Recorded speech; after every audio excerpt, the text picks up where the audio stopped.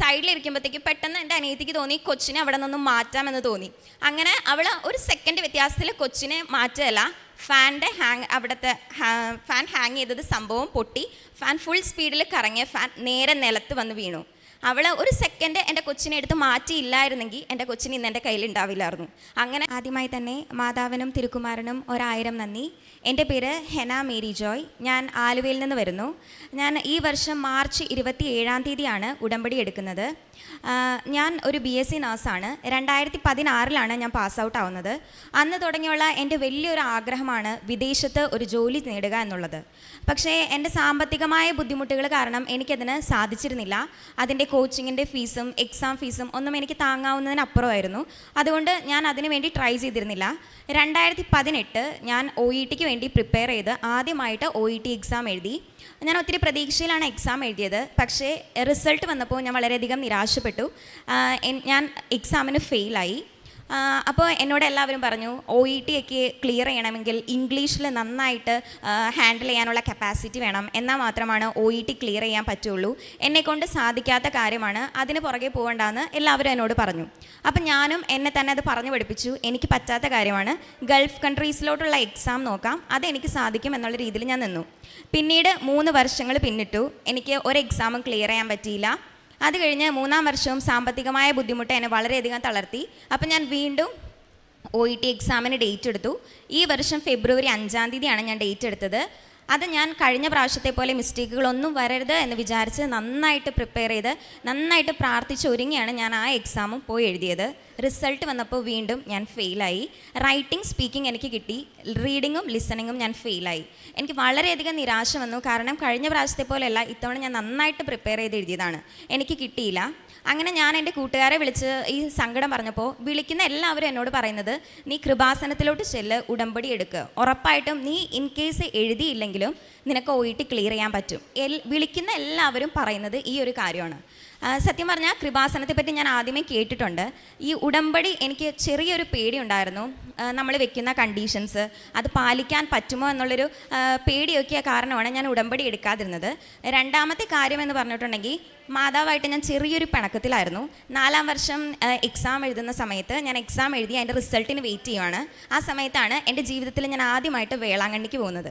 അപ്പോൾ നമ്മൾ ആദ്യമായിട്ട് പോകുമ്പോൾ ചോദിക്കുന്ന കാര്യം മാതാവ് സാധിച്ചു തരും എന്നൊരു വിശ്വാസം എനിക്കുണ്ടായിരുന്നു.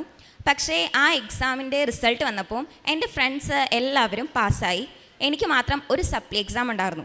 അന്ന് തുടങ്ങി മാതാവായിട്ട് ഞാൻ ചെറിയൊരു പിണക്കത്തിലാണ്. ഞാൻ ചിന്തിച്ചിരുന്നത് മാതാവിന് ഭയങ്കര പാഷ്വാലിറ്റിയാണ്, കുറച്ച് പേരെ സെലക്ട് ചെയ്ത് വെച്ചേക്കുവാണ്, അവർ പറയുന്ന കാര്യങ്ങൾ മാത്രമേ മാതാവ് ചെയ്തു തരുള്ളൂ എന്ന് എനിക്കൊരു വിശ്വാസം ഉണ്ടായിരുന്നു. പക്ഷേ കൊന്തയൊന്നും ഞാൻ മുടക്കത്തില്ലായിരുന്നു. പേഴ്സണലായിട്ട് എനിക്ക് പ്രെയർ ചെയ്യാൻ പൊതുവേ ഒരു ബുദ്ധിമുട്ടായിരുന്നു. ഈ ഒരു 2 കാര്യങ്ങളായിരുന്നു എനിക്ക് ഉടമ്പടി എടുക്കാനുള്ള ബുദ്ധിമുട്ട്. എന്നിരുന്നാലും OET ഒരു വലിയ കടമ്പയായതുകൊണ്ട് ഞാൻ മാർച്ച് 27-ാം തീയതി ഇവിടെ വന്നു. ഞാൻ നേരെ ഉടമ്പടി എടുത്തു. ഉടമ്പടിയിൽ പറഞ്ഞ കാര്യങ്ങളെല്ലാം ഞാൻ വളരെ കൃത്യമായിട്ട് പാലിച്ചു.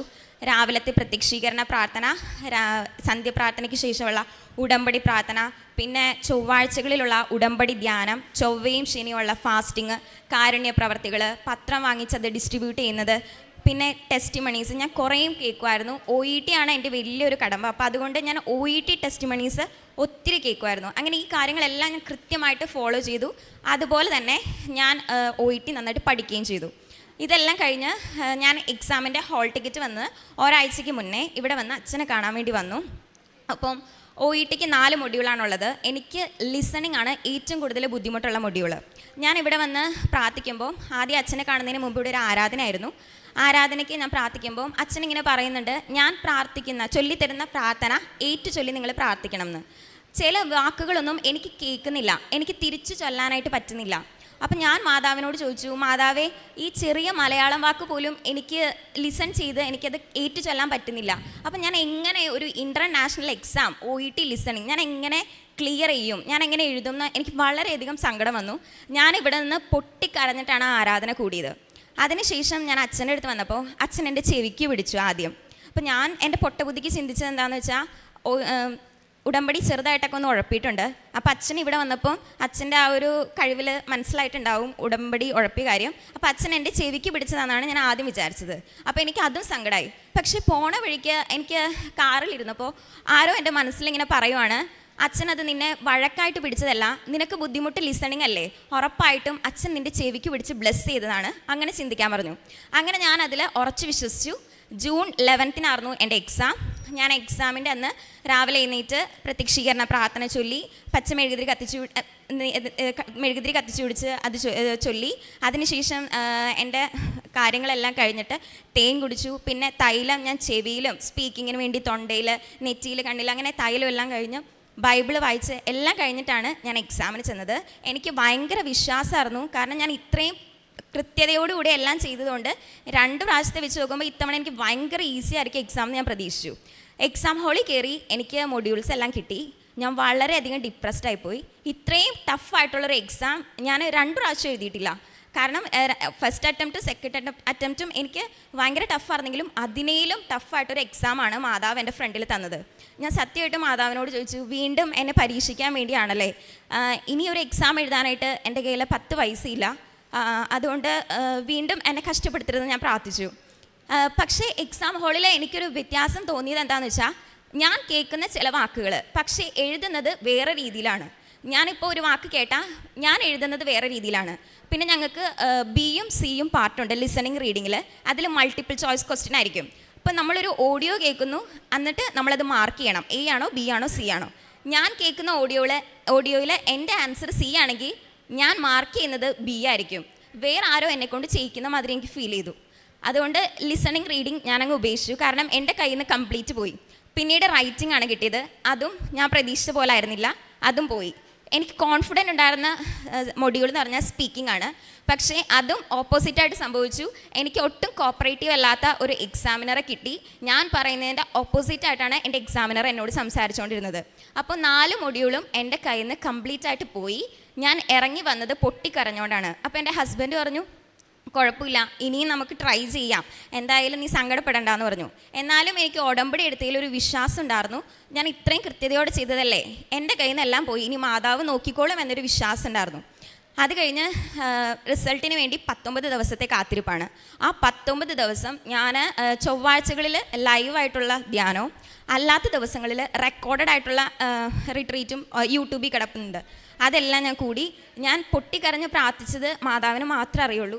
അത്രയും ഞാൻ കഷ്ടപ്പെട്ട് കരഞ്ഞ് പ്രാർത്ഥിച്ചിട്ടുണ്ട് മാതാവിൻ്റെ അടുത്ത്. അത് കഴിഞ്ഞ് ജൂൺ 31 എൻ്റെ റിസൾട്ട് വരുന്ന ദിവസം. അന്ന് ഞാൻ റിസൾട്ട് വെയിറ്റ് ചെയ്ത് 31 വേണ്ടി ഇരിക്കുമ്പോൾ 29 ഞങ്ങളുടെ റിസൾട്ട് ഔട്ടായി.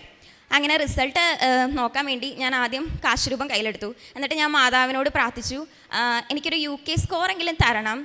ഞാനിങ്ങനെ ഒത്തിരി ടെസ്റ്റിമോണീസ് കേട്ടിട്ടുണ്ട്, ആദ്യം റിക്വയർഡ് സ്കോർ കിട്ടത്തില്ല, പിന്നെ റീവാലുവേഷന് കൊടുത്ത് സ്കോർ കിട്ടും എന്നുള്ള ഒത്തിരി ടെസ്റ്റിമോണീസ് ഞാൻ കേട്ടിട്ടുണ്ട്. പക്ഷേ എൻ്റെ അവസ്ഥ അങ്ങനെയല്ല. എനിക്കിപ്പോൾ റീവാലുവേഷൻ ഒരു മൊഡ്യൂളാണെങ്കിൽ 8,000 നമ്മൾ പേ ചെയ്യണം.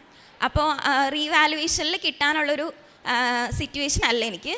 അപ്പോൾ എന്തായാലും എനിക്ക് ഫസ്റ്റ് ചാൻസിൽ തന്നെ UK സ്കോർ കിട്ടണമെന്ന് ഞാൻ പ്രാർത്ഥിച്ചായിരുന്നു. എന്നിട്ട് ഞാൻ പ്രത്യക്ഷീകരണ പ്രാർത്ഥന ചൊല്ലി ഞാൻ എൻ്റെ സൈറ്റ് ഓപ്പൺ ചെയ്തു. എനിക്ക് കറക്റ്റ് UK സ്കോർ എത്രയാണോ വേണ്ടത് അത് തന്ന് മാതാവ് എന്നെ വളരെയധികം അനുഗ്രഹിച്ചു. അതുകൂടാതെ ഈ 4 മൊഡ്യൂളിൽ എനിക്ക് ഏറ്റവും കൂടുതൽ സ്കോർ ഉള്ളത് ലിസണിങ്ങിനാണ്. എനിക്ക് ഏറ്റവും ടഫായിട്ടുള്ള ലിസണിങ് ആയിരുന്നു. ഏറ്റവും കൂടുതൽ എനിക്ക് സ്കോർ കിട്ടിയത് ലിസണിങ്ങിനാണ്. അങ്ങനെ OET എന്ന് പറഞ്ഞൊരു വലിയ കടമ്പ മാതാവ് തിരുക്കുമാരൻ്റെ അടുത്ത് നിന്ന് എനിക്ക് വേണ്ടി നേടിത്തന്നു. പിന്നെയുള്ള കാര്യം എന്ന് വെച്ചിട്ടുണ്ടെങ്കിൽ OET കഴിഞ്ഞ് കഴിഞ്ഞാൽ നമുക്ക് UK ഏതെങ്കിലും ഒരു ഹോസ്പിറ്റലിൽ നമുക്ക് ജോലി നേടണം. അപ്പോൾ അതിനായിട്ട് ഞാൻ ഓരോ ഏജൻസീസിൽ വിളിച്ചു. അപ്പോൾ എനിക്കൊരു 2.5 വർഷത്തെ കരിയർ ഗ്യാപ്പുണ്ട്. അപ്പോൾ UK നമുക്ക് ജോലി വേണമെങ്കിൽ 1.5 വർഷം വരെ കരിയർ ഗ്യാപ്പേ അക്സെപ്റ്റഡ് ആവുള്ളൂ. അതിൽ കൂടുതലുണ്ടെങ്കിൽ നമുക്ക് ജോലി അവിടെ കിട്ടില്ല. അപ്പം ഞാൻ ഒത്തിരി ഏജൻസീസിൽ വിളിച്ചു. എനിക്ക് തോന്നുന്നു കേരളത്തിലെ ഒട്ടുമിക്ക ഏജൻസീസ് ഞാൻ വിളിച്ചിട്ടുണ്ട്. അവരെല്ലാവരും എൻ്റെ അടുത്ത് പറഞ്ഞത് 6 മന്ത്സ് സ്റ്റിൽ വർക്കിംഗ് വേണം, അല്ലെങ്കിൽ ഒരു ഫേക്ക് സർട്ടിഫിക്കറ്റ് നമ്മൾ ആഡ് ചെയ്യണം. ഈ 2 ഓപ്ഷനാണ് നമുക്കുള്ളൂ. ഫേക്ക് സർട്ടിഫിക്കറ്റ് ഞാൻ എന്തായാലും റിജക്റ്റ് ചെയ്തു, അത് വേണ്ടാന്ന് പറഞ്ഞു. അല്ലെങ്കിൽ 6 മാസം നമ്മൾ ഏതെങ്കിലും ഒരു ഹോസ്പിറ്റലിൽ 1 വർഷത്തേക്കാണ് നമുക്ക് എക്സ്പീരിയൻസ് സർട്ടിഫിക്കറ്റ് എല്ലാ ഹോസ്പിറ്റലുകാരും തരുള്ളൂ. അതിൽ താഴത്തോട്ട് എക്സ്പീരിയൻസ് സർട്ടിഫിക്കറ്റ് നമുക്ക് തരില്ല. അങ്ങനെ വേണമെന്നുണ്ടെങ്കിൽ സാലറി ഇല്ലാതെ നമ്മൾ ഹോസ്പിറ്റലിൽ ജോലി ചെയ്ത് കൊടുക്കണം. അങ്ങനെ ആ ഒരു ഓപ്ഷനേ എനിക്ക് ഉണ്ടായിരുന്നുള്ളൂ. സാലറി ഇല്ലാതെ 6 മാസത്തേക്ക് ഞാൻ ജോലി ചെയ്യാം എന്ന് കരാർ വെച്ച് ഞാൻ ജൂലൈ 11 ഒരു ഹോസ്പിറ്റലിൽ ജോയിൻ ചെയ്തു. എന്നാലും എൻ്റെ സങ്കടം ഈ 6 മാസത്തെ ഒരു നീണ്ട കാത്തിരിപ്പുണ്ടല്ലോ എന്നതായിരുന്നു. അത് കഴിഞ്ഞ് ഞാനിങ്ങനെ ഇരിക്കുമ്പോൾ UK എൻ്റെ കൂടെ പണ്ട് വർക്ക് ചെയ്തൊരു ചേച്ചി എനിക്ക് വാട്സപ്പിൽ ഒരു ആഡ് അയച്ചു തരുവാണ്. ഒരു ഡയറക്റ്റ് ഇൻ്റർവ്യൂ വരുന്നുണ്ട്, ഓഗസ്റ്റിലാണ് ഇൻ്റർവ്യൂ, നിനക്ക് അറ്റൻഡ് ചെയ്യാൻ പറ്റുമെങ്കിൽ ചെയ്ത് നോക്ക്, എക്സ്പീരിയൻസ് ഒരു പ്രശ്നമല്ല, ഡയറക്റ്റല്ലേ നീ ചെല്ലാൻ പറഞ്ഞു. സാധാരണ ഈ OET കഴിഞ്ഞ് ഒരു CBT എക്സാം ഉണ്ട്, അത് കഴിഞ്ഞതിന് ശേഷമാണ് ഇൻ്റർവ്യൂസ് എല്ലാവരും അറ്റൻഡ് ചെയ്യാറ്.